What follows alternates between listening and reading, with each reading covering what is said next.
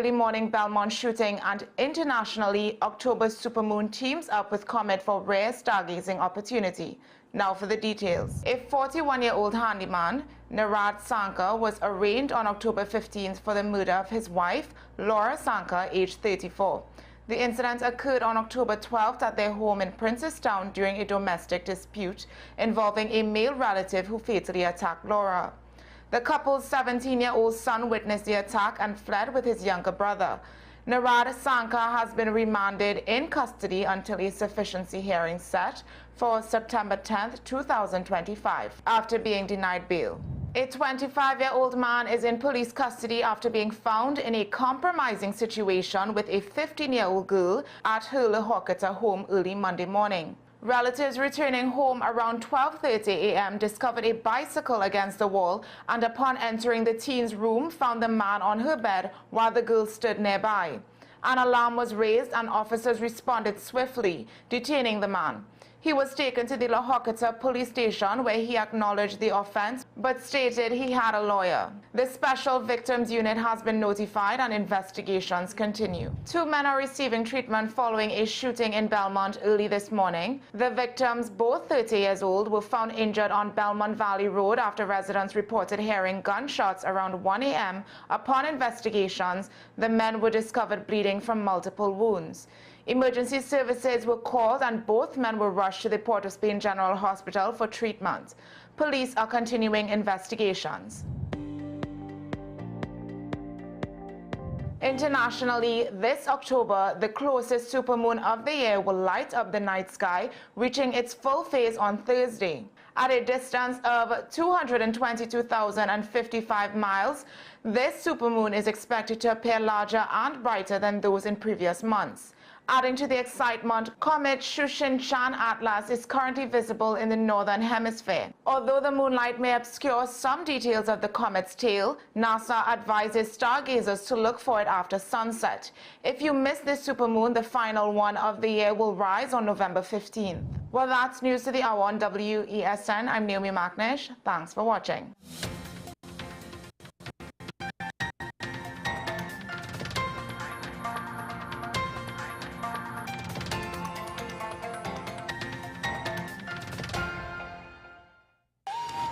Come travel with us as we explore Diwali across the globe. Diwali is celebrated in many countries worldwide, but do you know the traditions and practices of each nation?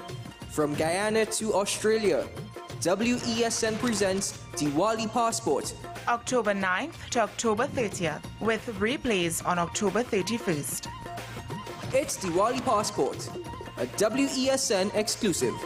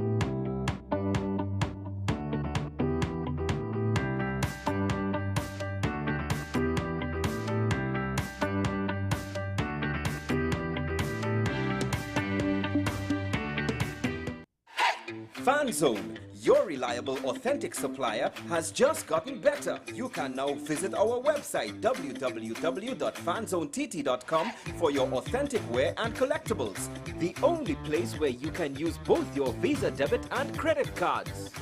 Visit our website fanzonett.com to make your purchase today. WESN.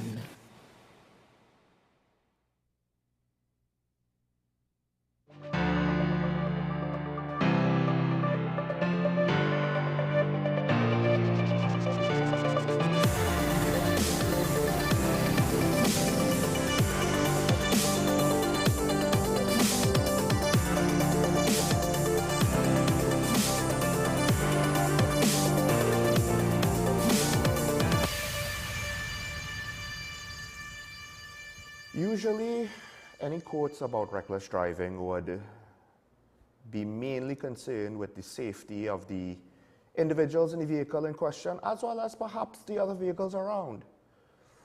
And all too often, road safety with regards to pedestrians is forgotten by most of us in the public. To be fair, not by the TTPS and their road safety initiatives. I believe the last time we spoke about it, they highlighted the danger to pedestrians. Sometimes it's because the pedestrians are acting recklessly. But in this case, the question is whether or not the driver in the incident was being reckless. And I'm speaking, of course, with regards to the story of the 7-year-old boy who was killed because he was hit by, I believe it was a van.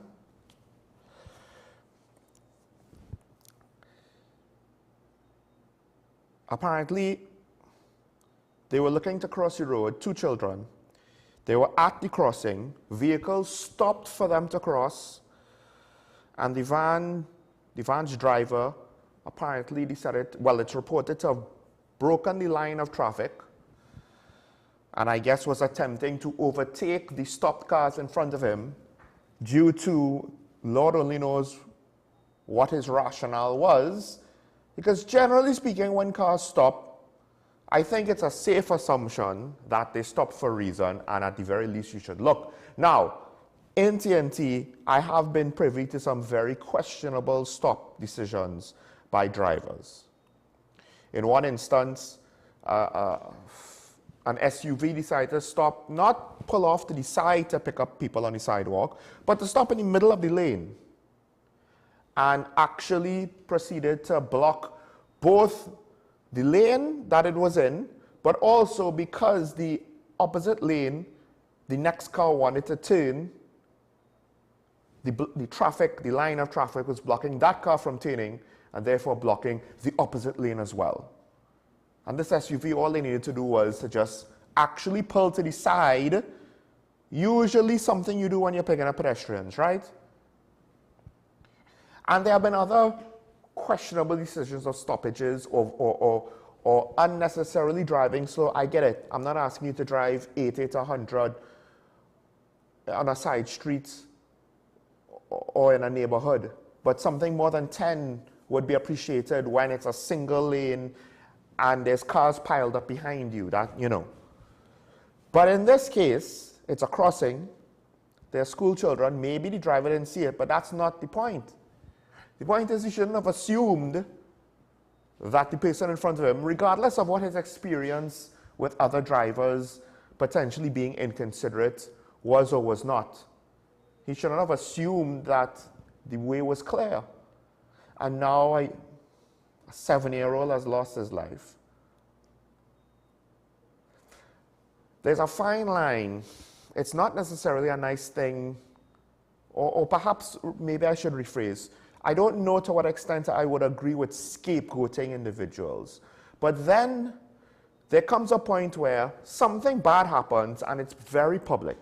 It's very apparent to the wider society. And the consequences of this situation will be observed by the wider society. So in this case, I think there's a reasonable expectation for the driver of this van to have to deal with some sort of severe consequences. And I don't know if that would necessarily constitute being a scapegoat, because it's not as though, well, he's the only one being punished. Well, he's the only one that did something with such a drastic consequence that was also potentially so easily caught. And to ignore it, that would be negligence as well. Now, to what extent the law will prosecute him, I have no idea. We'll see how that plays out. But apparently the driver was questioned and later released.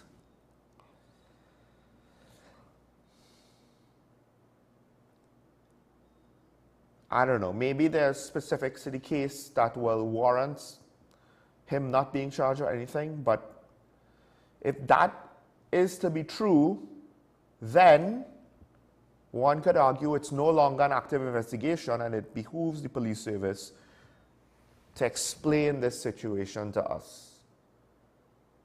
Because the more you try to do things, like if you're a private institution, you don't want to necessarily let us peek behind the curtain, so we don't know how things go.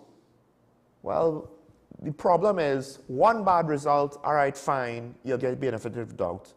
Multiple instances that leads to bad, if not unacceptable results, and we'll question your competency and ask for you to be fired. Because we're not talking about someone failing to produce enough bottles of water, or someone failing to produce enough chickens in the chicken farm, or someone failing to clear customs for their goods, someone coming up short with the next Jordan sneakers. We're talking about human lives here.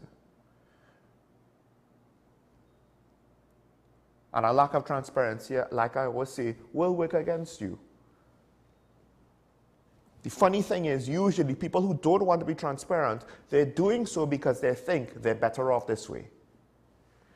And that might be true in the short run. That might be true for one singular instance. But as a policy, it's counterproductive. So I want to see what goes on in this situation there. Meanwhile, this has come up on this show before. In fact, callers have called in before, and this is one of the reasons why I wanted to bring this up today in this setting. To what extent do we now have to continue to question society, and we'll get to that a little bit later? Reckless driving seemingly is, at least to a degree, ingrained in society, and it's not unique to us. But I do find, to some extent, the lack of consequences at times is all too often the experience that goes along with the tragedy. Let's not forget, there was a soldier involved in an accident that was caught on film, and for whatever reason, it took quite some time before that soldier was given to police custody. Dare I say, what is the justification of the defense force holding on to him for as long as they did? Because I would argue it would be very much interesting to know what legal jurisdiction they have over such matters. All right, with that said, I want to get into that talk about wider society as well as other things. And we'll get into that now as we start off today's Daily Review.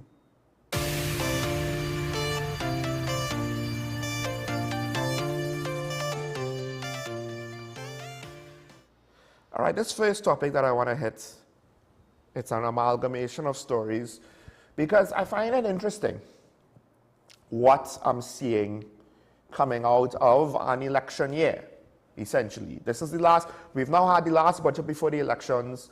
It's questionable when the PNM internal elections are going to happen. And then, of course, there's speculation that it could mean, I believe I said it could mean a late election. It could mean an early election because they want to get the general out of the way for the internal, or they want to try to settle things down, then do the internal, then do the elections. We don't know. We don't know for sure.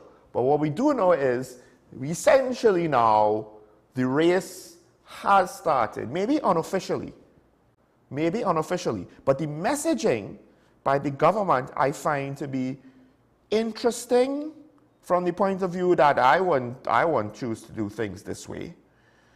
And then questionable from the point of view of, I am wondering, as with regards, at least to some extent of what Karen said yesterday, are we seeing now individual agendas kind of not necessarily shining through, but leaking through ever so subtly with regards to some of the decisions being made? Granted, I can't necessarily make heads or tails of it with regards to some of these statements, obviously. Now, the first one to touch on, of course, is I did say yesterday, I don't really care if the minister apologizes, because who's going to necessarily believe it and think that it's sincere? Well, he did apologize.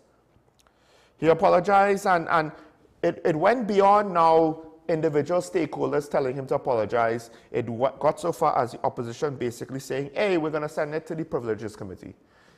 And an activist group, an LGBTQ activist group is saying, and I can't necessarily disagree with this, that it's encouraging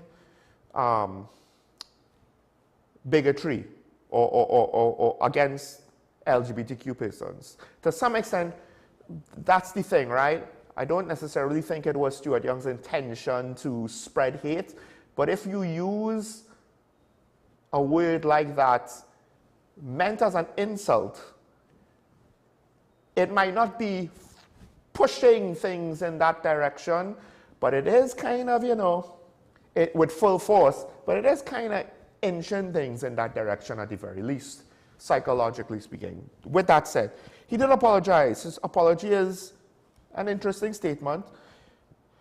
The quote says, I accept that more is expected of me as a representative member of Parliament, and I wish to record my regret that this crosstalk has unnecessarily distracted public discourse.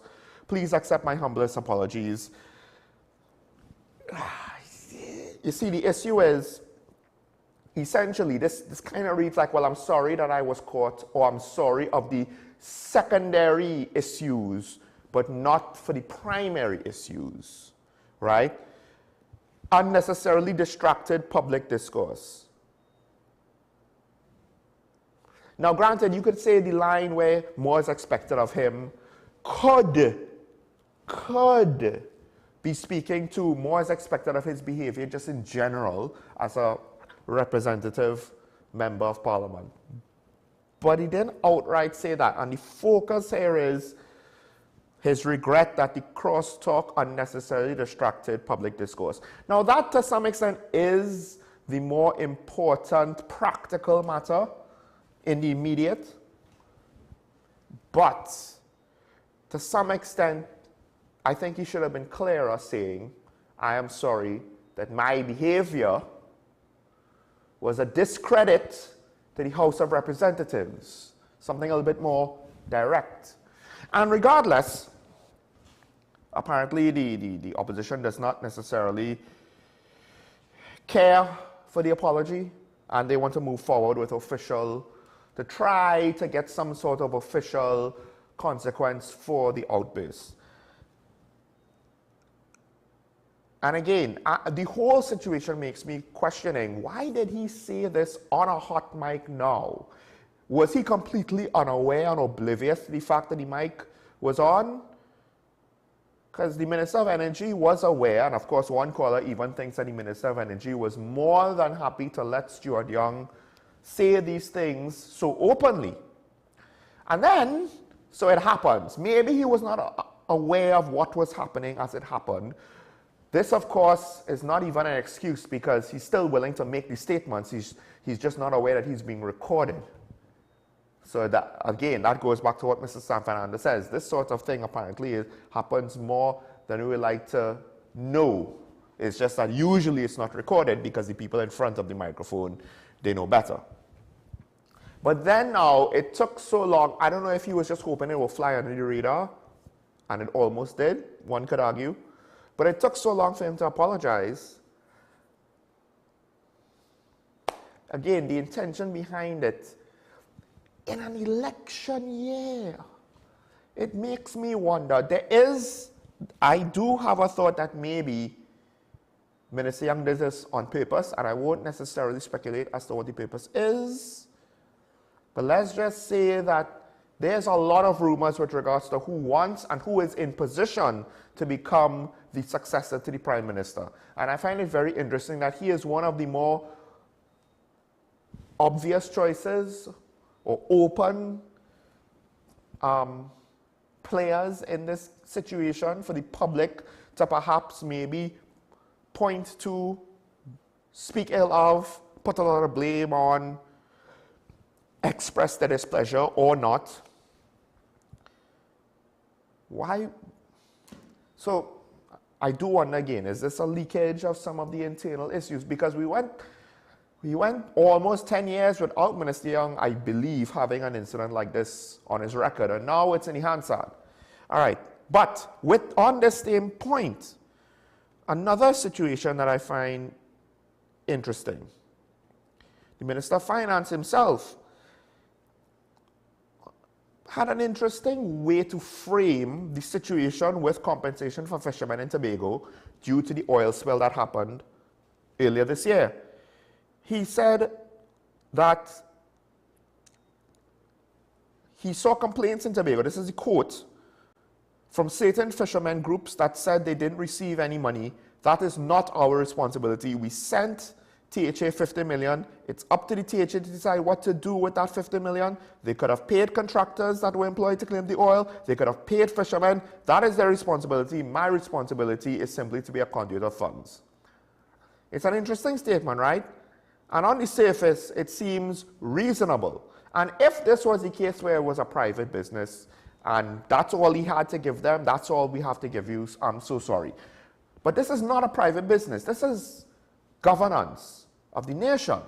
And the obvious flaw in that quote, and maybe he addressed it in some other ways, but the obvious flaw in that quote is, he said it's up to the THA to decide what to do with that 50 million.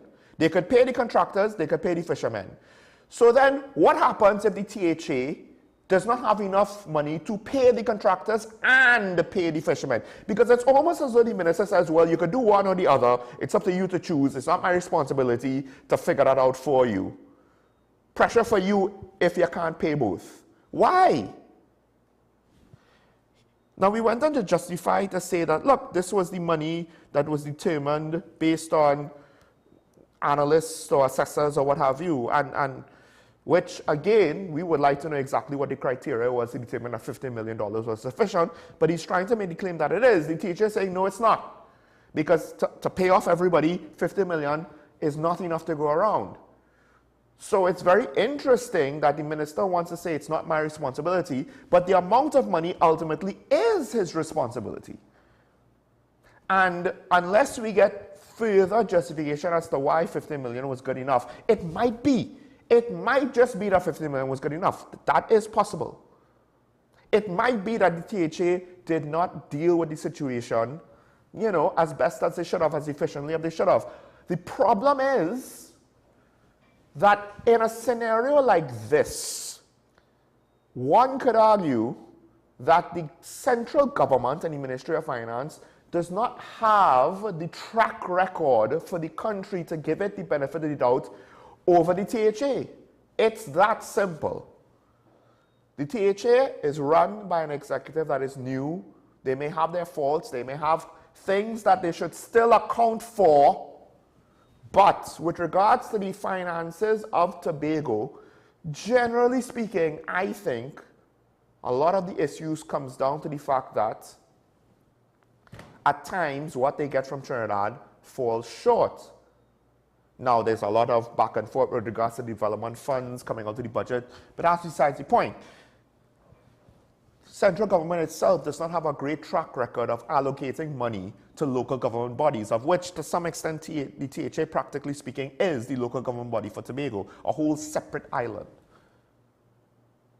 Why would we assume that a government that their primary focus is cutting expenditure is going to give sufficient funds to the THA for a disaster that was not of the THA's making, and to some extent central government should be responsible for? And I do believe we should be getting some of this money back from an international fund, right? So what's the holdup? Is it that the assessors from the international fund said 50 million should be enough? And again, what if they're wrong? What if they're wrong by $1 million? What if they're wrong by $2 million? And this is like I said, an election year. You really want to lose Tobago? Are you trying your darndest to lose Tobago? Because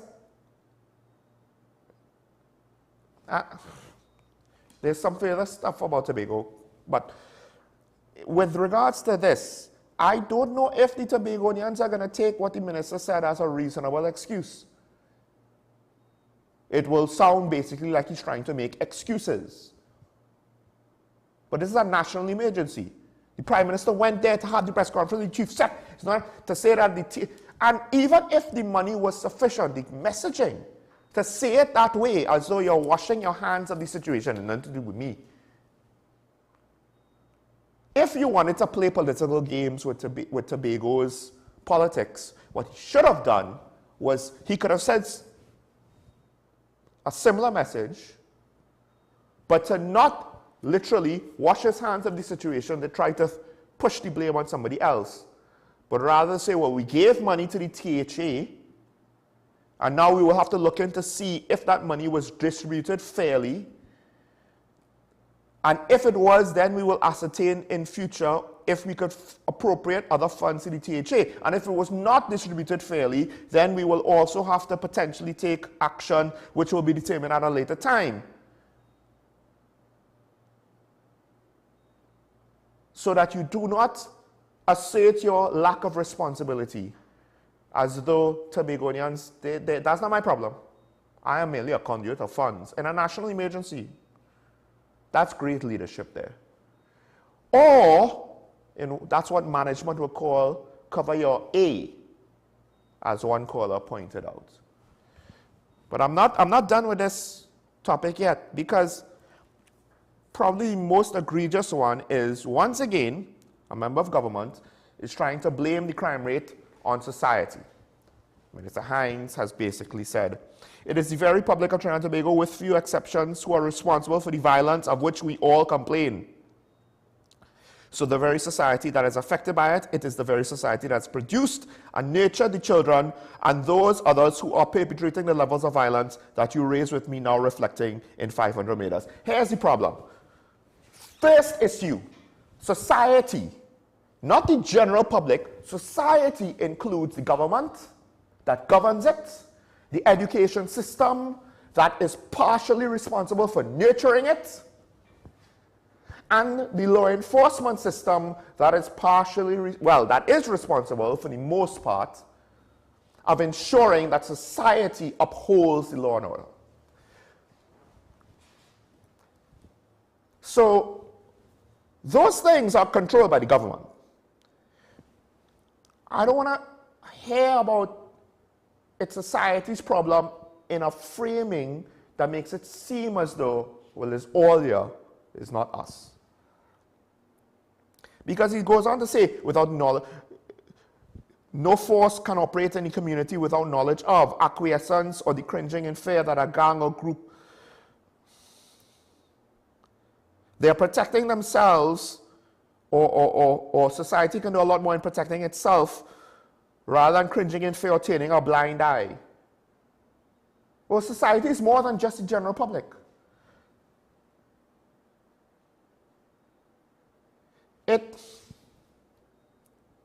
And then, as if that insult to injury, and to confirm what I just said, the Senator Ansel Dennis, who is also the minority leader of the Tobago Council, he added to say that the THA, he accused the THA of contributing to rising crime rates by failing to provide adequate employment opportunities for young people.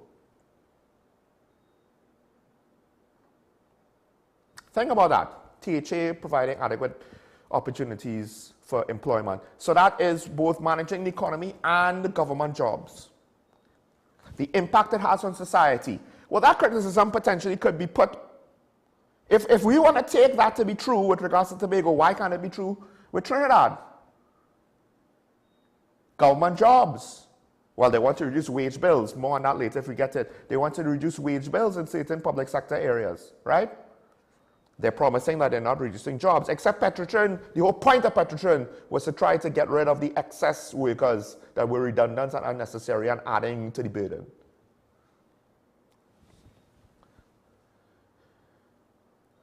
The thing is, the politicians also come from society, if you want to say the general public. The criminals come from society, yes, the politicians come from society too. The same society that you are saying is the cause of the criminal situation is also what gives us the politicians and the police officers. So if society is bad with regards to how it is allowing criminal activity to be fostered and thrive, one could argue, hey, that same society that has these negatives, it could be that that society also has negatives with regards to the police officers that comes from its ranks and the politicians who they choose to vote for. Society does have a part to play in this equation. But don't blame society when a young man was most recently killed because he did not want to be in a gang. At the very least, have a better sense of timing, man. As someone who's doing what you want him to do, don't join the gang, young man. Don't do that. And they killed him for it. And now you want to blame him, his family, and the people around him?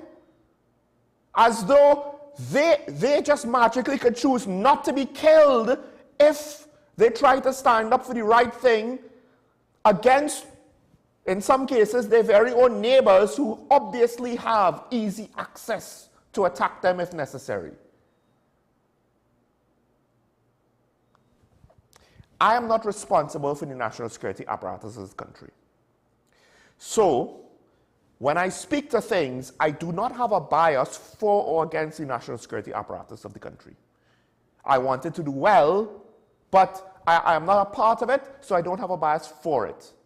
And I try very much to not have any sort of biases against it so that my criticisms would be warranted in reason and not just on frustration and emotion. You are the Minister of National Security. You have a bias to ensure that the national security apparatus does not look bad because we're in an election year. And your thought to do so is to blame society. You see, I could say it. Leave me to say it. Because I now, as a member of the general public, I don't have a bias to defend national security.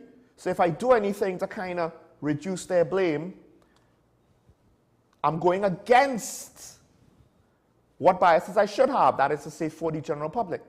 You doing it for national security is obviously for the bias of your position that is inherent to the office that you hold. It's one thing for me and members of the media and criminologists, social scientists, economists, and community leaders to say these things. You as the head of national security should never say these things. The fact that you don't understand this apparently, because yes, it might be true, but you're in an election year and it's bad optics for you to say this because it looks as though you're trying to push blame. You should let other people say it and then refer to them. Don't say it yourself.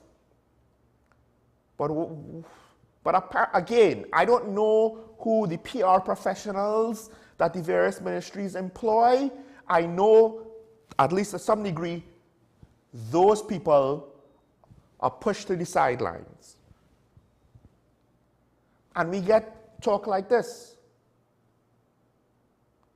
It's an election year. No one in the general public is going to interpret what the Minister of National Security said about blaming society favorably. No one. And on top of that, because of that, on all practical levels, not only is it a bad look, is it bad optics, but what will it actually achieve? Will the general public look at this message and say, you know what, he's right, we should change? No. What the vast majority of the public will probably do is say he's trying to blame us because he can't do his job. Therefore, we will blame him, criticize him, and dare I say, dislike/hate him even more. And because of that last part, I am left again to wonder exactly what is it that the PNM is currently trying to do with regards to their re-election campaign? Are they trying to undermine themselves so they don't have to be in power for the next 5 years? Because as the Minister of Finance said, at least in court, the next 3 years are not going to be nice. So let the UNC run the country then and take the blows. Because we had to start taking the lashes when the gas started to run dry in 2015, 2016. We had to take power in a bad situation. Look where we reach now. It's too hard. Let the UNC deal with it. Let Kamala's probably last term in office due to her age, be trying to shepherd through the country in these trying times. Why should we bother to deal with it? Let them deal with it. We'll sit pretty in opposition, show them what an opposition could do to be effective, and we'll probably look to win the following election in 2030. That's what it's starting to look like to me, based on the amateurish decisions of communications. It makes me wonder, perhaps the parties missing something with regards to public relations. I don't know. I mean, I know Faris is the PRO of the PNM, but let's be real. Was he ever really the true PRO of the PNM? I don't think so. It's almost like if they're missing somebody. I wonder who that could be. All right, let's take a break. When we come back, we should have our guests. Stay tuned to Talking Point. We'll switch gears slightly. Of course, our main ambassador from TTPS only available today. So, of course, we always want to actually hear from the people to get some further perspective. Stay tuned.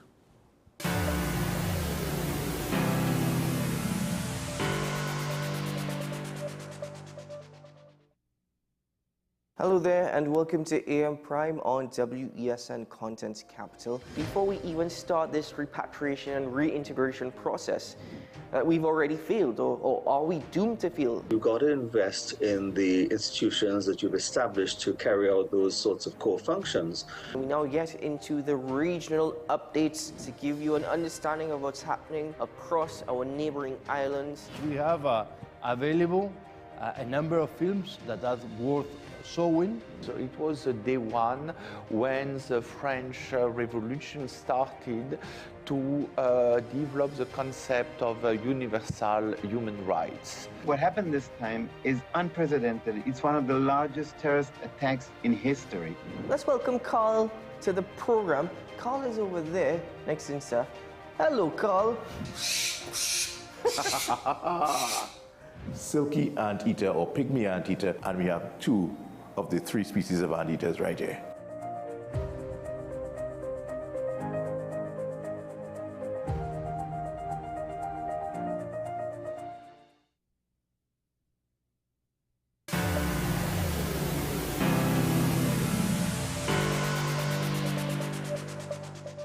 All right, the Inspector Calendar is on his way. While we do that, a couple of things that I want to get through. First of all, and this is the highlight, why I have an issue to some extent. Here's the thing, what the Minister of National Security said wasn't necessarily inaccurate. Like I said, it's not his place to say it.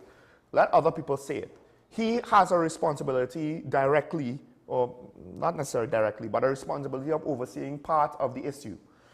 But to show how bad things are, perhaps, one of the stories that I want to highlight earlier this week, but haven't had a chance yet, an SRP apparently was killed in a drive-by shooting. That is to say, the assailants drove up to the vehicle that he now entered in order to go home, and they shot at him, and essentially he succumbed to his injuries eventually when he was taken to the hospital.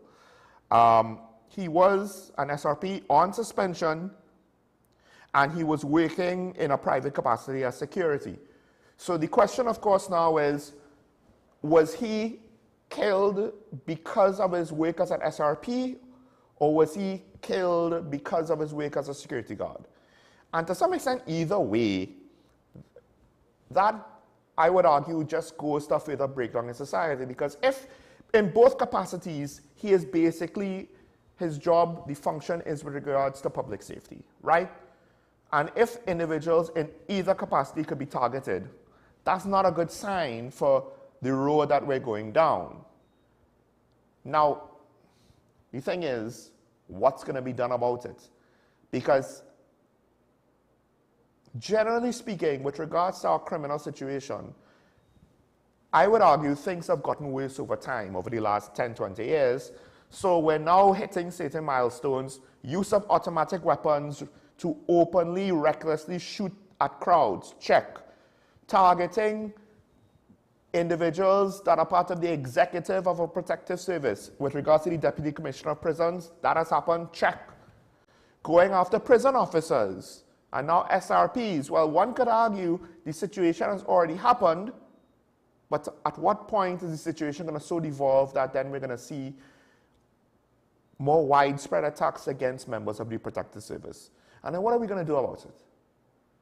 Are we going to depend on extrajudicial killings and turn a blind eye? Because to some extent, I do feel as though that's the unwritten underlying threat that keeps the criminals off of the members of the protective service. But given how reckless the criminals are themselves already, I don't know how long that's going to last. The next story that I want to get to, and this goes now back,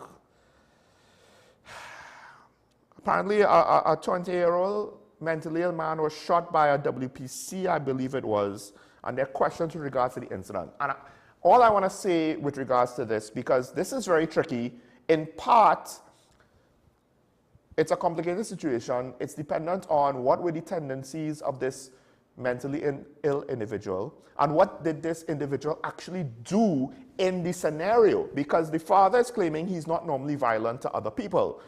That does not necessarily mean that he could not have been agitated to the point of being violent to others in this instance.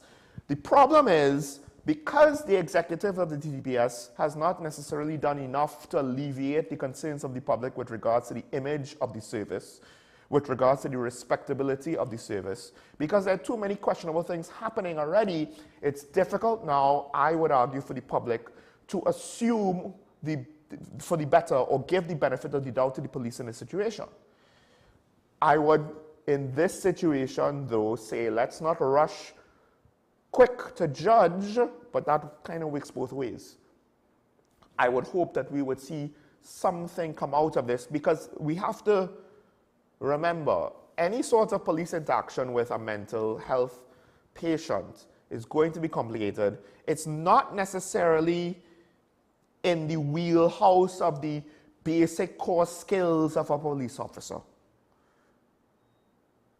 And it's one of those challenges that it's not just a Trinbagonian challenge, it's an international challenge, right? So that's one of the reasons why I hope this situation gets better ventilation, because I do feel we may have policy gaps and deficiencies for specific scenarios like this that leadership and government need to deal with.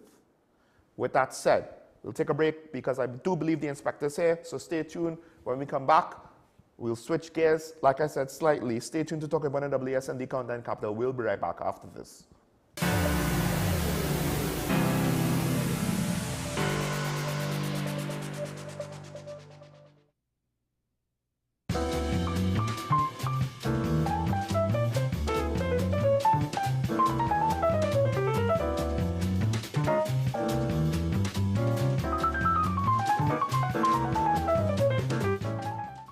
Transform your home with PCU Plus. From stylish furniture to the latest appliances, we have everything you need to create your perfect space.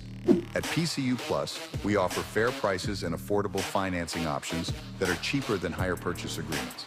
With convenient locations in San Fernando, Tobago, Arima, and our lifestyle showroom in Barataria, you're never far from the best deals.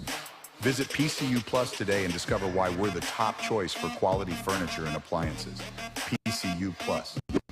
Quality you trust, prices you'll love. Visit one of our locations or find us online to start transforming your home today.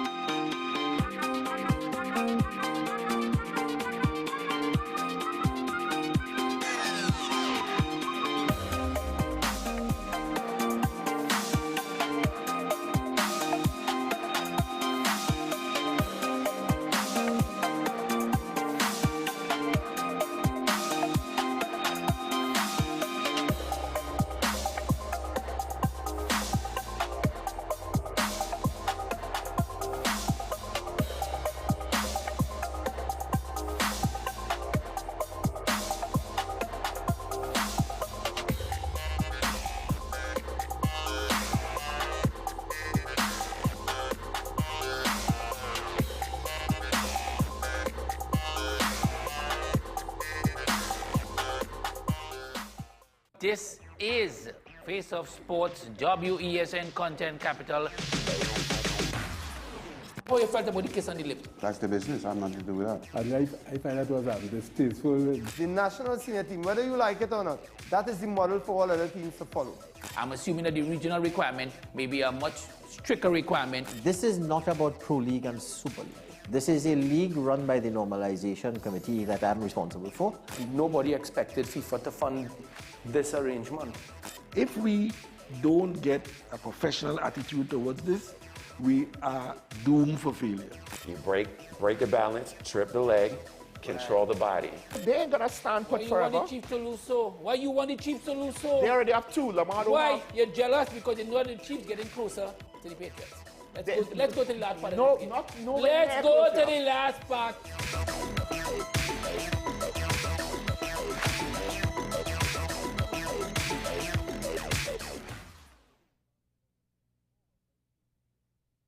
You are watching Strictly Legal on WESN Content Capital. Just give an overview of what exactly is that split arrangement. Nah, you don't need to register nothing. You don't need, we can do that another time. But then it becomes a hit, and then everybody starts to want to claim. The laws that predate many of the independent countries' constitutions are going to be those colonial laws. We know there are an infinite amount of circumstances that would lead to a murder. I have a great idea and I have a great concept, but until it's actually expressed, it does not become intellectual property. Accomplishments or targets of a forensic accountant is to quantify what may have been lost. They believe in different criminals and we manipulated the law and we exploited the system. A responsible journalist will reach out to the person who they have the information on for a comment.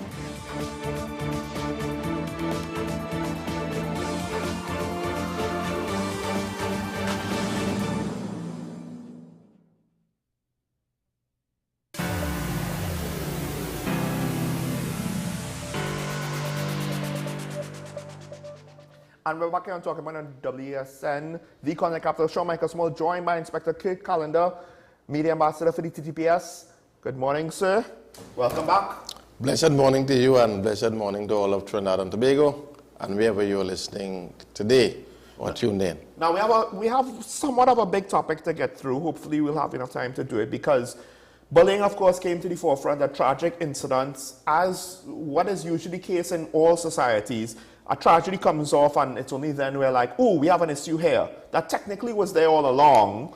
This one case just highlights the extreme consequences that we don't want to see, but we're not necessarily going to consider the consequences until we actually have to face it.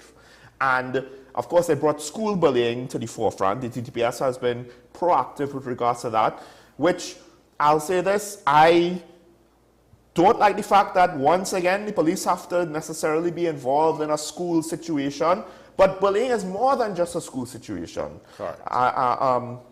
With regards to various aspects of adult society, just to put it in a nutshell, they are also potentially concerned with regards to bullying. You're absolutely correct. Bullying, unfortunately, is not limited to schools or involving children. It involves adults as well because there is bullying taking place in the workplace. And I just want to emphasize is bullying with the Y. Yes. Right, so that persons wouldn't be confused as to... There was a viral photo of some unfortunate signs. So I want to make sure that we include the Y. And bullying is spelled with a Y. With a Y, yes. So and to have the proper pronunciation. And quite often we hear the term bullying being used, and one of the things that we were promoting or have been promoting in the TTPS when we go into the schools is be a body and not a bully. But what is bullying? You understand, many persons who do the bullying may not even know that they're a bully. So it is important for us as a society and for the children to know what is bullying, who is a bully, the different types of bullying, how to treat with a child, or what do you do when you are being bullied, and also, more importantly, how to treat with the bully. Because the bully might be someone who is just crying out for attention, And statistics have shown, or research has shown that a child who committed a crime may also have been a victim of crime. So it's not just abuse. It goes beyond that. It goes beyond the bullying. In many instances, they may be crying out for attention. They were also bullied. They use bullying as a defensive mechanism so that they... Yes, I know of an incident where essentially a victim of bullying potentially started to reach the point where they were getting a situation where the tables were going to be so turned against them that the victims were all going to bully him in response. Exactly, because, I mean, everybody has a breaking point. And as a human being, there's only so much one person can take. And if you don't know how to process being bullied or how to treat with it, more often than that, you lash out, and you yourself could even become a bully now. Is it that too often the people who, because with regards to schools, it would be the teachers and the school administration. With regards to the workplace, it would be HR and or management. And there are other, we could go through other examples as well, but my point is the people who are supposed to treat with it, or the authority figure, part of the problem is they don't necessarily know how to identify it. Exactly. And also how to treat with it. For example, in the workplace, there is fear of victimization. And depending on who is doing the bullying, are you going to report your supervisor and still work under that supervisor? Right. How many times are the supervisors removed after there are several reports? If any reports are told or made, is there a situation where, in the workplace, where the report can be made anonymously and it treated in a particular way? And then the person who the complaint is made against, they say, well, I have a right to confront my accuser. I would like to know who said that and so that I can defend myself. So is a 6 in 1 half done it. Right, and then there's always, usually what happens in situations similar to this, we say, all right, we want to stop this problem, so we're going to put more stringent measures and we're going to have different policies. And then, not to sidetrack us a little bit, but there's also the concern, it is somewhat legitimate, but not necessarily the be-all and end-all, that if we go too far in the direction of dealing with bullies, then those measures could, ironically, like we said before, be used against people. And in a way, be a tool to then facilitate bullying just in a different direction. Exactly. And now, it is all well and good to have policies. But policies were not created by themselves. It was not created for themselves. There has to be a human component to enforce. And it's the enforcement or the accurate enforcement of these policies, therein lies the problem. Because there may be some policies in the workplace or even in the school under the Ministry of Education, but are they being enforced? Is it effective? Because when I was attached to the community-oriented policing section, we used to do a number of lectures in schools. Well, schools and other tertiary institutions concerning bullying. You have the Student Support Services Division under the Ministry of Education that's supposed to assist in that regard. How effective they are, I can't say. It's not that I'm saying they are not effective, right? Many times, children are scared. I was told a principal could only suspend that child up to 7 days. Yeah. What happens after that? And then technically, after a certain number of suspensions, they're supposed to be expelled. They're supposed to be expelled. But that measure seemingly is not necessarily strictly adhered to, if my memory serves correct, because we have a lot of suspensions.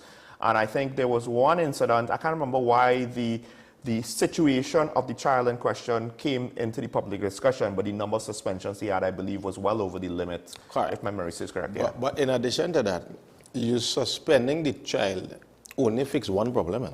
Yes. That you get rid of the bully. Well, temporarily. Temporarily.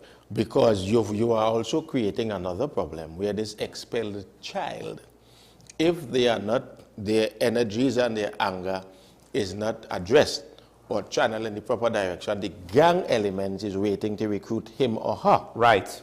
You understand? Yeah. So you created another problem. The other thing is there sufficient psychosocial support for the child or the children that was bullied that caused you, the principal, to expel this child? Was this child mentally and psychologically and so on treated with in such a manner that the harm and the damage done to them was sufficiently repaired to some extent? Because sometimes these things take years. For bullying in schools, the victims, it takes years for that damage to be repaired. Sometimes it never does. You understand? So expelling the child, yes, you get rid of the bully, but we created another problem by the gangs waiting to recruit him or her, and this child yet now is still traumatized. I want to expand on that because suspension is one of those punishments that when you think about it, they don't really work for the most at-risk students that have the most undesirable behaviors. I'm trying to find a way to, right? Because essentially, they're mainly for the orthodox students. I don't want to say normal, but the students whose path is more stable, right? So even if they are really bad individuals, but if they have certain things in place to have their life to have a certain amount of stability. So to them, okay, suspension. And ordinary students who do not give trouble, a suspension is a big deal. The parents are going to make it a big deal, so on and so on. But in regards to some kids who, part of the reason why they may be bullies is because of things that have been done to them outside of the school. You know, they might have, and at home, they might have unstable lives. Right. You're furthering the instability. And therein lies the point. School is supposed to be, education is supposed to be the way out of bad socioeconomic situations. And a safe space. Don't forget that they are safe space. And if you take, right. And if you take that away, because we've seen where schools and after-school programs can be done to keep the kids out of the influence and the reach of the gangs. Right. And when you take that away, you take away their educational future, you take away their safe space, it's one suspension ain't gonna do it, but like I said, they had that example where it seemed as though this boy was being suspended left, right, and center. Like, what is his future to that point? And well, when he's home, unsupervised, and the fella's on the block, or right on the corner. Now, mind you, a school is a safe space for a child who is abused at home. Right. That is his escape. School. Yes. Right? But because of the fact that he or she cannot process what is taking place in his home with his parents, as well as himself, he's going to come to school and lash out. And when I say he or she, the child is going to come to school and exhibit abnormal behaviors and so on because they cannot process their feelings, their emotions, and all whatever it is happening at home. So what he's really doing is crying out for help and assistance. And if you do not know the signs and there isn't the necessary psychosocial support for that child, suspension is going to push him over the edge because you are sending him back home now. Right, back to the back into the fire. Correct.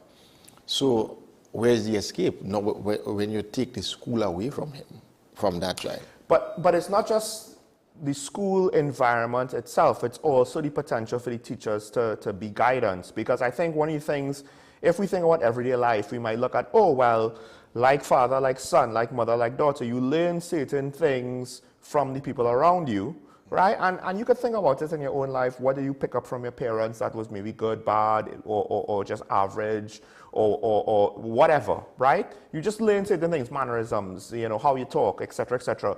So to some extent, that's certainly home. If a boy or girl is being abused at home, and it might include physical violence, or emotional abuse, psychological abuse, or sexual.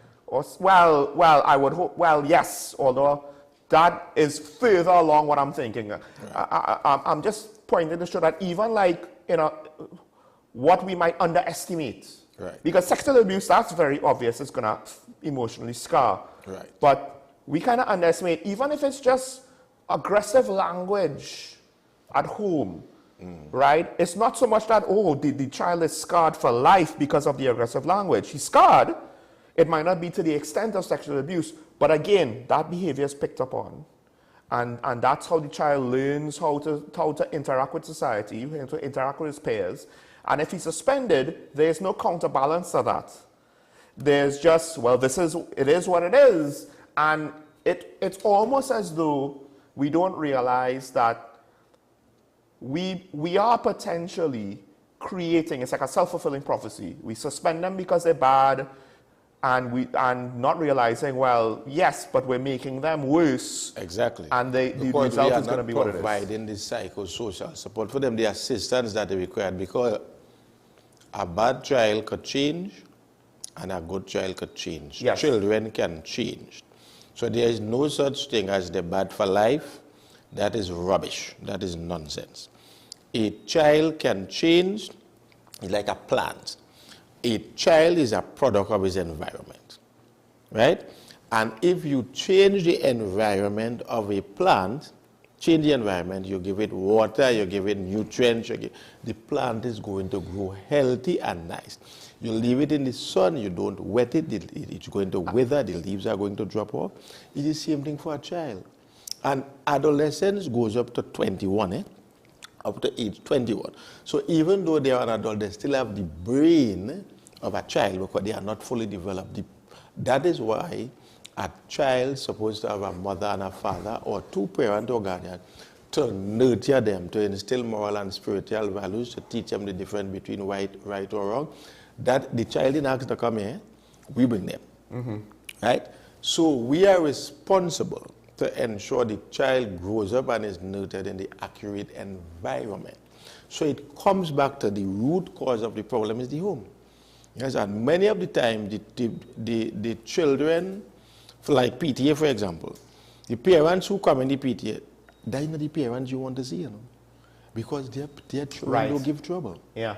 And when you, look, I walk in right now and I the children who give in to parents, and look, I can't come there right now. I walk in and I fed up a he. Do what you want. Yes, they're not coming.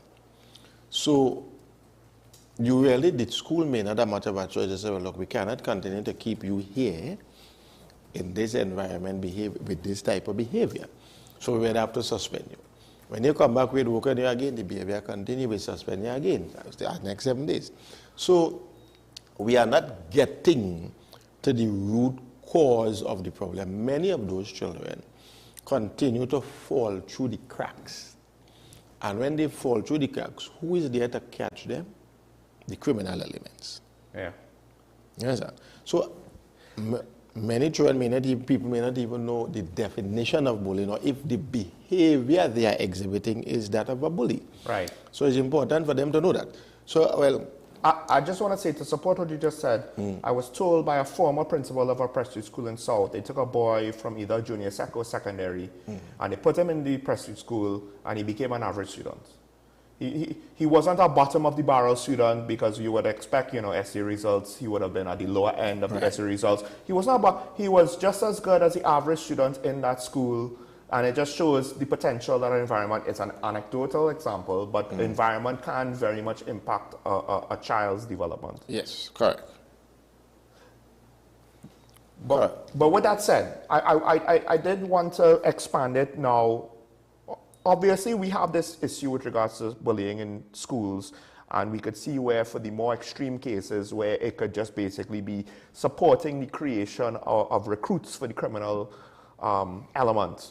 But then I do wonder if perhaps there might be cases, because you said in some cases the victims of bullies, and maybe the bullies themselves, the issues might not be resolved for some time and it could go on to adulthood, because not every bully is going to be an extreme bully. True. Right? You're going to get lesser cases where it's easier to overlook, the punishments might be lighter, maybe they refrain from bullying as much after a slap or two on the wrist. But the mentality might still be there, the underlying issues might still be there, correct. The trauma of the person who was bullied might still be there, and then we could get now to a workplace environment where either the behavior wasn't really corrected, just suppressed. Suppressed, right. Because it wasn't so apparent, right. And it turned into a workplace bully. Or it could be, you know, I was a victim of bullying, so now I'm going to lash out. I'm not going to be victimized anymore. And one way to do so is to be the perpetrator instead, right? I'm gonna be in charge. And we see that in society where I think, I just want to point out, I do believe our customer service environment is impacted by this to some degree. Correct, you're absolutely right. Now, the person who was bullied and later became the bully, it doesn't start off like that, you know. It doesn't necessarily start off like that. He just decided one day, or he or she just decided one day, I had enough. Right. I've been bullied, I am going to defend myself now. So it was really a defensive mechanism that started, you know. that started that kind of antisocial behavior as a response to them being bullied.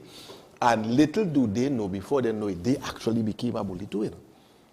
Understand? But for them, they are saying, no, I not no bully, I just defending myself. And he may get associate himself with persons of like minds who were victims, and they decide, well, we ain't going to be the victim no more. That is how gangsters start. Right. You understand? We ain't going, you see we lunch money, all you ain't taking away lunch money today. And you see this thing, no, all you ain't pushing me in the toilet today, Enough is enough. So they decide, we fighting back. Yeah. And right, there's a rival gang here there. I mean, I could see it where we didn't necessarily have outright bullies when I was in school, but I think people would form cliques and crews of course. To protect themselves. It didn't necessarily turn into gangs, but you could see where, but in a situation where the violence is a little bit more harsher, a little bit stiffer, it might turn into gangs because the challenges or the confrontations might extend beyond school. Correct, because they may be fully aware, well, if we fight in school, we could get suspended, we could get expelled. So I would wait for all you outside the gate and we go fix that. This situation, generally speaking, I think, okay, we have this knee-jerk reaction, a boy killed himself. It's not to say he was the only student bullied in the country. The amount of things that's going on that we're not aware of, we don't know.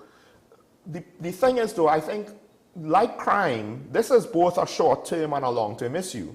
Yes, the short-term is, well, look, it could go so far as suicide. We need to do things immediately to ensure that this isn't repeated. This specific outcome or other severe outcomes do not happen. But then the problem isn't going to be solved with the immediate term. We need the immediate and short term to kind of stave off disaster, but we need long-term solutions to get us to manage this problem. We're not going to eliminate it to zero, but to bring it down to what is, I guess you could say, reasonable. Well, agreed, but the thing is, if you don't know the signs as a parent, right, or as a family of someone that is being bullied or is a victim of bullying, you are going to miss it. Because victims have become very good at masking being bullied because they are ashamed or afraid of telling their parents because they believe that they may be the one to blame for their bullying. They may be responsible for their bullying. Or they don't want to add to the parents' burdens. Correct. So how things going in school, things going good. So as a parent, there are several signs here, if time permits and so on. We could be able to let the parents know out there, okay, these are some of the signs that if you see your children exhibiting these signs, there is a possibility that your child may be a victim of bullying. And also, if you see your child acting a particular way, they may be the bully. Right. You understand? So or it could be both. Or it could be both. It can. You are correct. It can be both. And there are many instances where there's the one person is the victim and the perpetrator. And you have to know the signs. And as the parent, when you see those signs, you have to know what to do. Do you have a list of signs that tell us? Yes, certainly. And this would not be the be-all and end-all? Of course not, of course not. So, of course, we have the different, well, the definition I have here for bullying is a form of aggressive behavior in which someone intentionally and repeatedly, so it's not a one-off thing, causes another person injury or discomfort. And bullying can take the forms of physical contact, words, or more subtle actions. Bullying is unwanted, aggressive behavior among school-age children that involves a real or perceived power imbalance. And the behavior is repeated or has the potential to be repeated over time. Both children who are bullied and who bully others may have serious, lasting problems. And of course, as I mentioned, the type of bullying is physical bullying. It could involve hitting, kicking, shoving, spitting, beating up, stealing, or damaging property. The verbal bullying, of course, well, that is quite self-explanatory. Social bullying, where excluding children. Yeah. Well, you too fat, and you too ugly, and we want to play with you, and you can't play with me, that kind of thing. Electronic or cyberbullying. Yes. And you have racial bullying. Well, we know the N word and the C word and that we just use in our society. Which, right? Religious bullying. That's interesting. Yeah, and sexual bullying. Well, we know about that one. Yes. Right? So how you could help prevent bullying? You have to educate your children about bullying. Tell them what bullying is, who are bullies, the signs of a person who is a bully. Talk openly and frequently to your children. Well, you may even be bullied as a child in school. You could share your experience with the child. You may not have dealt with it the way you ought to, but you want to let your child know it is okay and comfortable to come to me as the parent to let me know that you are a victim of bullying. Help your child to be a positive role model and help build your child's self-confidence, because it could do a lot of them mentally and psychologically. And be a role model. So you can't be a bully in the home, then you can't bully your child. Yeah. You understand? And be part of the online experience. You have to know what they're doing online. One of the things I remember when I was growing up back in the late 80s, early 90s, you know, of course, a lot of it is from America, but they say, well, bullies are cowards, and if you just fight back once, they'll back down. And I always thought that might be true in some cases. In some cases. I don't necessarily, now granted, we didn't necessarily have like bullies that I could say, oh, this person definitely was a bully when I was in secondary school or and maybe even primary school, right? We did have, like you said, it can't be a one-off, so we might have had one-offs, right? But I never really got the sense as though, you know, well, people who are willing to lash out, they would have necessarily backed down just because you sort of face up. Now, there was some times when I decided, hey, I'm not going to just be a victim. I'm going to stand up to myself. I don't know if that helped the situation, but I do feel as though for parents, at least now, it's not so simple, right? To tell your kids, well, you just fight back once and it's over. It's like, no. Because they might come back. Correct. And then also you run the risk where your child, like you said, they could become bullies. How they decide to fight back might just exacerbate the problem. And that happened already. Where a child, I think it's a female, would have fought back and stabbed the child multiple times and so on. Of course, I can't go too deep into it because it's still on the early. But the point is, the original perpetrators further escalated the situation after the girl tried to defend herself. Yeah.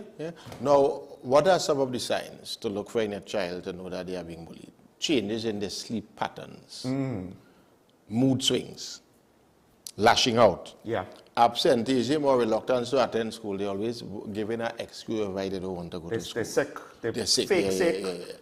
Yeah. Social withdrawal or antisocial or anti-social behavior. Unexplained marks, cuts and bruises and so on.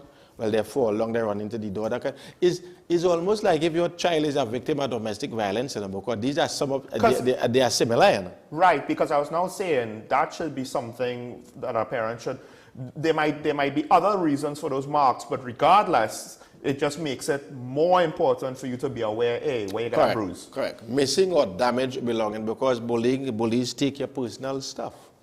You understand? Or they mash up your phone and so on. And of course, back in the day, parents were always aware. In fact, we had, there was a case where the parent is like, hey, I didn't buy this for you, and went to the police. Yes. Well, I mean, in my days... That's a reverse.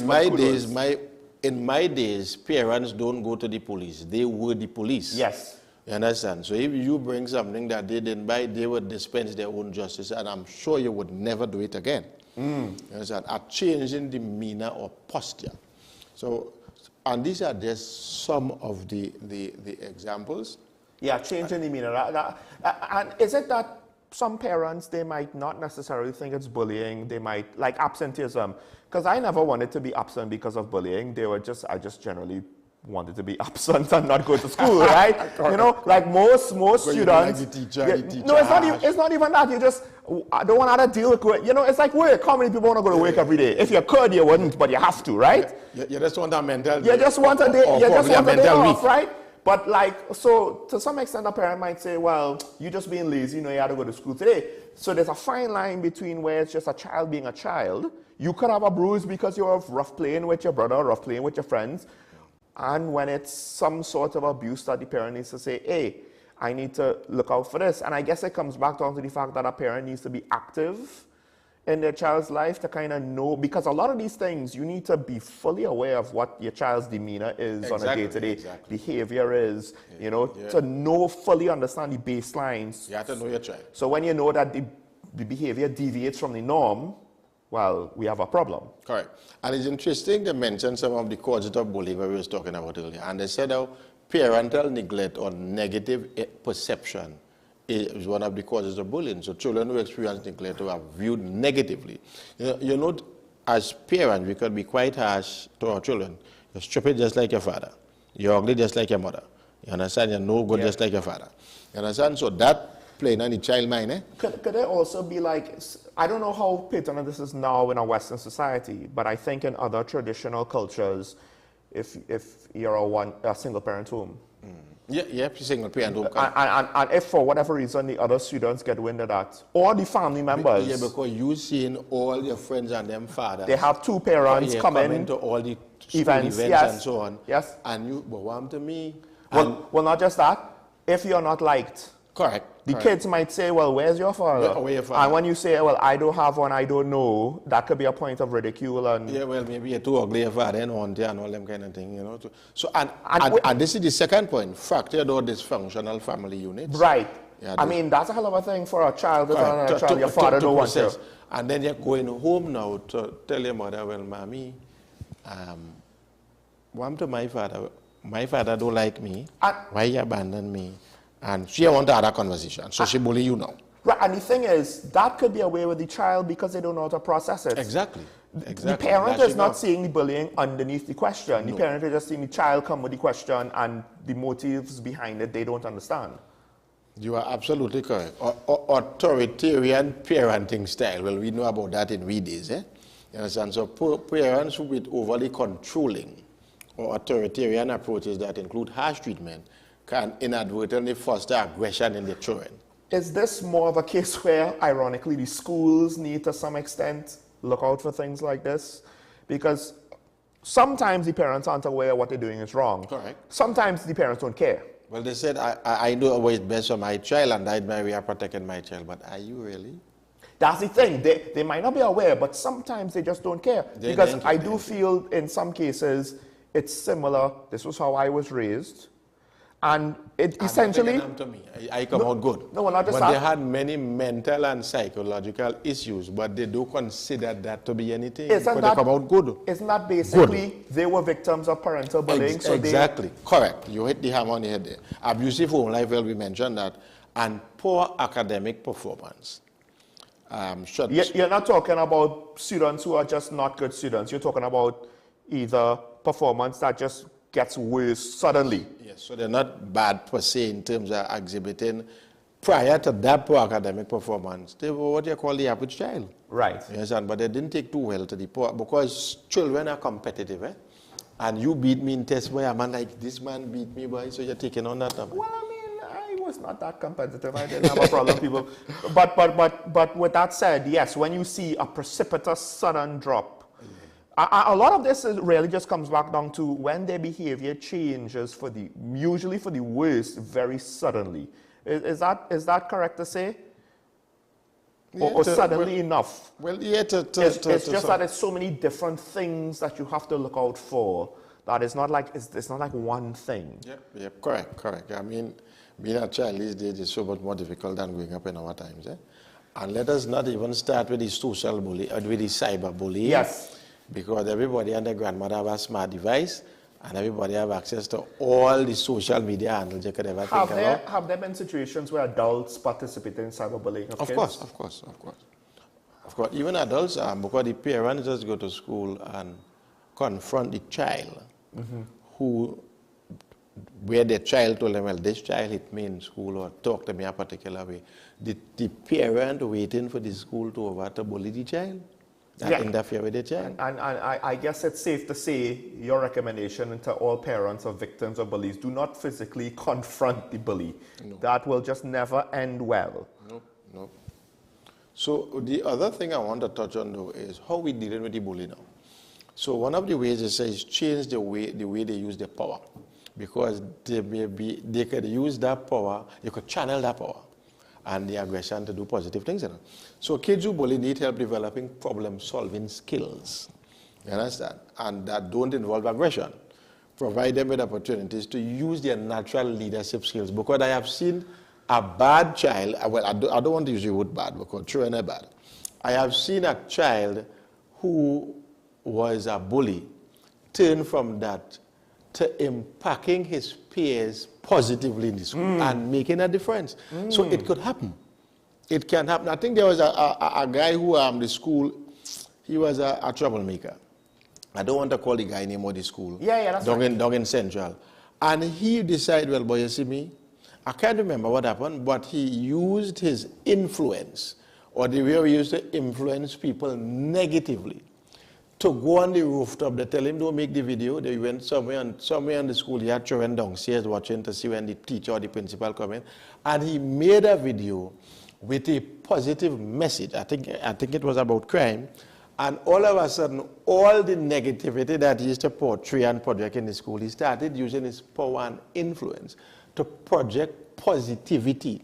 And that changed around the entire school.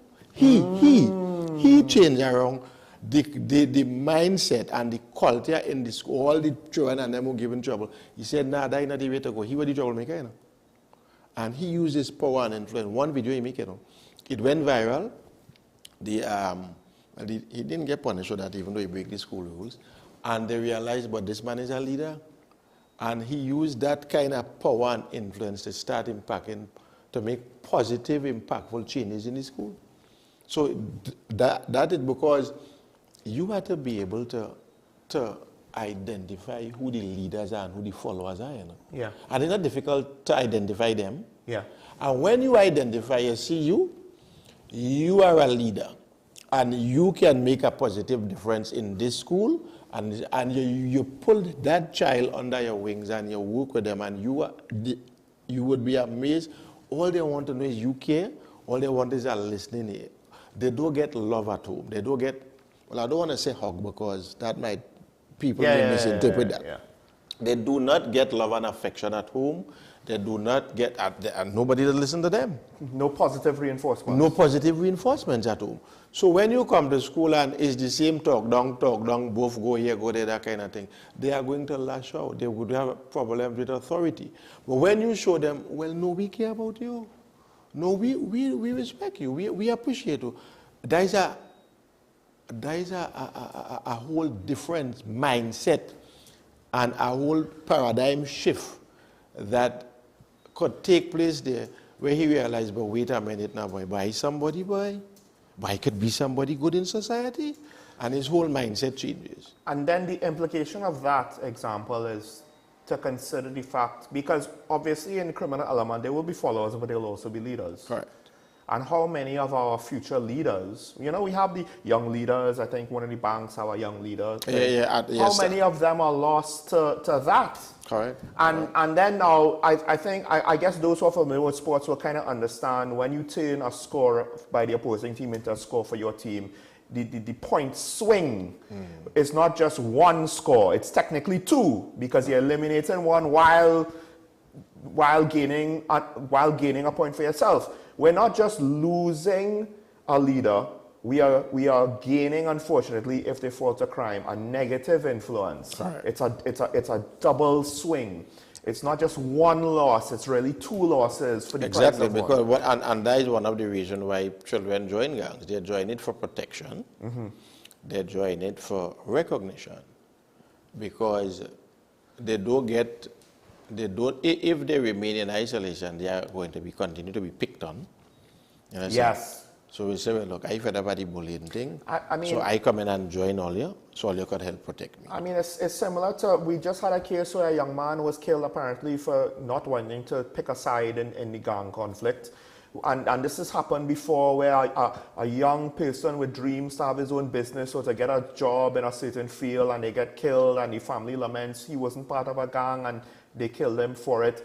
Like, as much as we want to say young people don't join gangs, we do have to realize that, look, these situations, they are forced, of course. They're forced into it. Yeah, a woman came in my office when I was in community-oriented policing section, and she said that she was approached by a gang member, and the gang member tell her, mother, 2 months, You had 2 months for your son to join the gang. Right? Because if that happened, you know what will happen, right? She says she actually had to go to the gang leader and beg him, not he. Not my child. She literally had to negotiate with the gang leader for them to leave her son alone. And that do happen just so. It's not a simple case that, well, no, well, not my child, because they are persistent. Yeah. They are very persistent. So you are correct. Some people join the gangs out of fear, and fear that not only they would be harmed, but their family as well. And to some extent, the situations, the reason why I brought it up, you could draw the parallels between bullying in school and the gangs, and it just goes to show again how one could evolve to the other. Yes, and again, they are well documented studies as it relates to juvenile delinquency and persons joining gangs eventually and graduating, for want of a better term, into more grave crimes. And this is not just a Trinidad thing. No, it like, is. You see this in reference in Japan, the United States, Europe, South Korea, like that is the concern, and it's rooted in reality. And then the reason when we were growing up, they say it takes a village to raise a child. So your mother or your parents didn't have to be home for you to do the right thing, you know? Yeah. The neighbor could have corrected you. And if the neighbor only tell your mother, well, that is after you get your cocktail already from the neighbor, eh? If the neighbor, well, you have to tell your mother you get a cocktail, eh? It does not debar you from getting the next one. But the mere fact that you fail to mention you get a cocktail, it must have a reason why the neighbor give you a cocktail. Yes, so don't let the neighbor tell your mother before you. I would wonder if the best part is if you don't say you got one cocktail, you're actually setting yourself up to definitely get the second one, because they might hear about the incident but not the punishment. Correct. Now, mind you, I just want to put this out there. I am not saying beating the child back then for everything was right, eh? Yes. Because there are some persons still scarred by those correction or beating or cocktail or whatever I want to call it. It goes up back to to today. It was good enough for me, and So no actual thought is being put into whether or not it's good. Correct. But the child came out straight, and I want to quote my words carefully. The child came out or grew up where they never ran afoul of the law because there were consequences for their action that was adhered to. Yeah. You understand? So I want to put that out there. Not to say that maybe their deviant behavior was not law-breaking. Right. So there could have been some bad examples or negative examples of that. But to some extent, there was, for better or worse, we could see that it did allow for people to not be lawbreakers. Correct. And also to not be deviants in society. Yes. So they were able to contribute positively to the society. They never get arrested. Well, in most instances, because some children, they stray and so on, and end up running afoul of the law. But it is important, and that is why it is important, if 0 to 5 years is the most important. As a matter of fact, a child does learn from conception. They does actually hear you in the womb. You can speak to your child before your child is born. You can put your hand on the belly, pray for the child and the mother, talk to the child. They respond to you in the womb, from in the womb. So if there is turbulence in the home, the child responds from in the womb to that turbulence. If there is peace in the home, and if they know the parent voice before they come out of the womb. I think studies have shown that. Stress could lead to certain chemical reactions to the body that could affect the baby. At the very least, I could see the way that's possible. You are absolutely correct. So the child is scarred even before they're born. Understand? That has been because the brain chemistry could be affected by the So it is very important to create the environment for the mother, the correct environment for the mother and the child to grow in before the child born. Not to say that the child can't come out and be completely fine and healthy and positive, but there's always the chance that, look, negative influence will. We have to wrap things up there. No call-in segment today, folks, as the conversation was going too well. But I do want to wrap things up, because when you spoke about corporal punishment, and that was the norm way back when, but I to highlight things, because I think one of the problems is the fact that when parents say it's good enough for me, there's a lot of negatives with that statement, and one of it is you pointed out the fact that, look, it's more difficult to be a child now, right? So it was good enough for me when I was being brought up. it might not be good enough, not from the sense of it's right or wrong, but if it's even sufficient enough. Correct. Like, to what extent are the challenges now for raising a child? Because there were simpler times then. Yes, so it had no internet, it had no cable TV, it had no this, it had no that, it had no cell phone. And I would argue corporal punishment was even simpler to determine, well, this is when I will apply, this is when I won't apply. But Correct. now, things are so much more complicated, and corporal punishment is such a simplistic tool that and all could be part of the reason why it's no longer, well, beyond being not necessarily acceptable, it's even if it was, it might not be sufficient any longer. Exactly. Because things are too complex. Yeah, corporal punishment may not be a deterrent in today's society for our children, and in many instances. But I want to end by saying parenting today is not for the faint-hearted at all. And you cannot parent your child today how you were parented back in your days. It is not going to work. Yeah, even if you take corporal punishment out, all of the even other if you take things. It is not going to work. The foundation is you must have a deeply rooted spiritual background where their moral and spiritual values has to be instilled in your child at a very tender age. And more importantly, you have to be the example. You have to be the example. And you have to sit and speak to your child. A child have a voice, you know. Without behaviors, those children can't talk, you know. You understand? And they, in some instances, must have a say in their life. Yeah.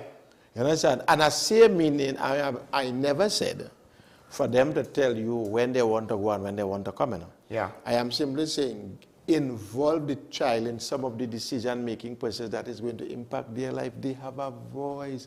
So if they tell you, I don't want to go by granny, or I don't want to go and spend time with uncle, they may have a reason for telling you that. You cannot tell them they have to go, you is the parent and them is the child. What if things taking place that you don't know nothing about? Don't go and tell a child, well, they must be seen and not to die. Nonsense. That is in the 1960s and 50s, and then you can't tell children them thing now. They're exposed to all kind of, you're giving them a smartphone. You are opening their mind and their brain to all kind of, and you're telling them to ask your question.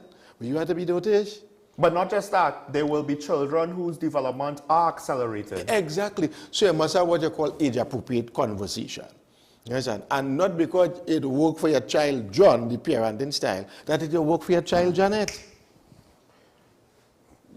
That also, I think, some parents so run into that problem. parenting can be a one-size-fits-all. They are no two children are the same. They are different personalities. Twins and all are different personality, identical twins. Part of it is that kids need to be comfortable with speaking openly. Openly, exactly. To the parent, create that environment where a child feels comfortable to come to you in relation to any situation, whether they make a mistake or not. Let them know, well, okay, yes, what I did was wrong, but however, this is how we treated with it. And then now to go up the age ranks now with adults. Right, so rather age appropriate, right. No, but in workplace bullying too, to some extent, while it's overly simplistic to say, but organizations should try to find a balance to allow employees to have some degree to speak about things openly. Yes. And they need to be willing to treat with it, not necessarily to make a snap judgment and determine this one is wrong or that one is wrong, but to try to accurately deal with it and to have an environment where things can't be hidden, because when things are hidden in the workplace, it's just like when things are hidden at home. Correct. Bullying could you know, they could get away with it, you know, in large scale and you don't know. And it could be like that school. Our workplace could turn into like that school where one individual could turn it into a very negative situation. But not only that, well, you are correct, because the biggest issue in the workplace is the treating with it, the addressing the issue. But that makes unresolved conflict. No, conflict in the workplace is inevitable. Yeah. As a matter of fact, conflict in life is inevitable, right? You could either manage the conflict or resolve the conflict. You cannot manage, you cannot resolve every conflict in the workplace, so you have to learn to manage the conflict, which is conflict management and conflict resolution, two different things. But more importantly, unresolved conflict in the workplace could lead to workplace violence. You understand? Which could include but not be limited to somebody decide, you see me, today is the day I meet my breaking point. I come into work with a gun. And that is where you go have the active shooter in your workplace now, and you have all kind of issues. because you just keep pushing it under the carpet, pushing it under the carpet. Boy, you got to deal with that, man. Everybody's big people. I have little boys and little girls. All I deal with all that. Not everybody could express themselves as it relates to anger and see how they feel and how they think. Because they were taught at that child, hush your mouth, you must be trying not be seen and not heard, and well, men don't talk at all because they never create an avenue for men to talk. Yeah. Right? The women have the women's union in the workplace where they would go on to their girlfriend and so on. The men and that kind of thing because he don't want nobody to know what's going on with he. I don't want to see weak. And they just keep adding and adding to the situation, and one day he meet a breaking point and he decide, well, enough is enough, kill everybody and done. Right? But the signs were there. And nobody want to report the signs. And even if they report it, management keep pushing it under the carpet. So all these unresolved issues that are taking place with the bully that we didn't address, he would become an adult now. And he had to go into a relationship and have children and also work. So that bully would just grow up now to graduate into what? An abuser in his relationship, abusing his children, and be a narcissist at work because we didn't resolve the issue as the bully in school.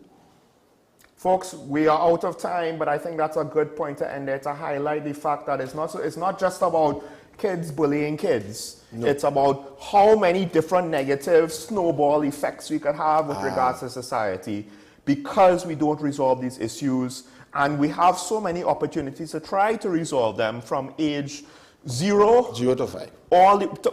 Age 0 to 5, and then 5 to 12, and then 12 to 18, and then 18 and beyond.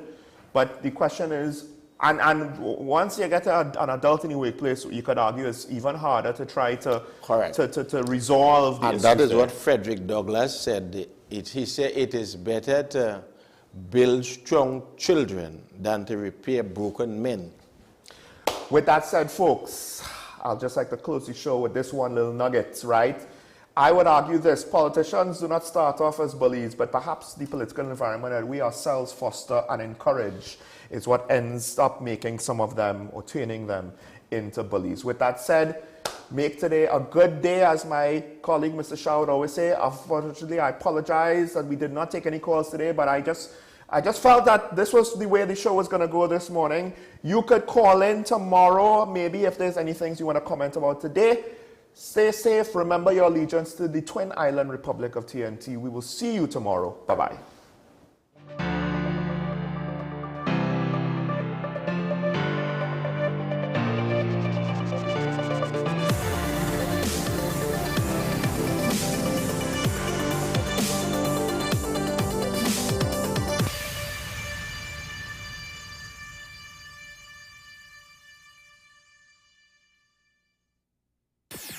WESN.